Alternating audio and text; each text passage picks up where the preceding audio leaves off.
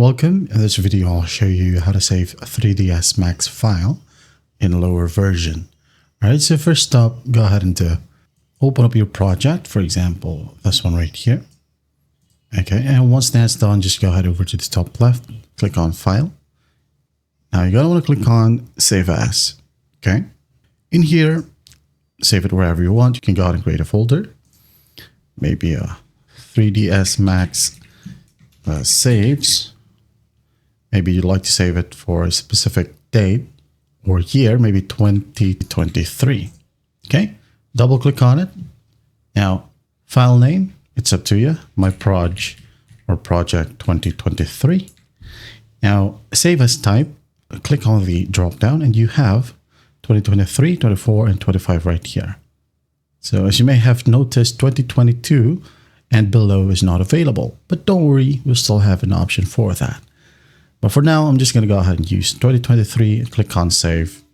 And do keep in mind that 3ds Max right here will eventually throw you some errors, okay? So just click on OK, read through this, of course.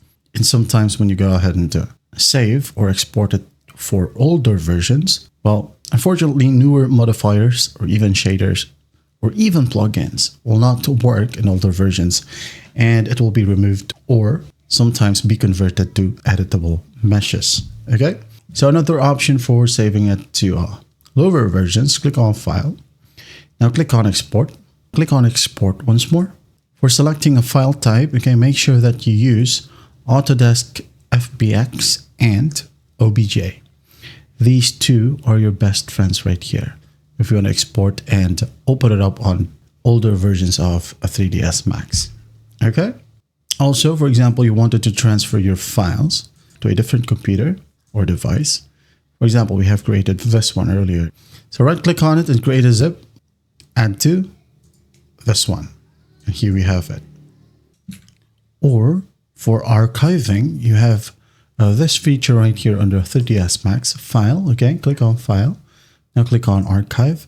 This one is much safer as it will include, or it bundles the scene, textures, and assets into a single zip file.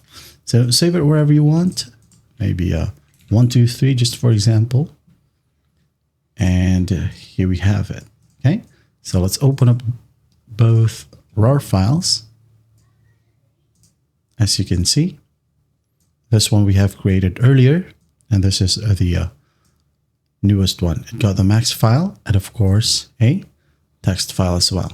And if you have textures upon export, texture files and folders will be available right here as well. And there you have it. That is how you save 3ds Max files in lower versions. I hope this video helps and I'll see you in the next one.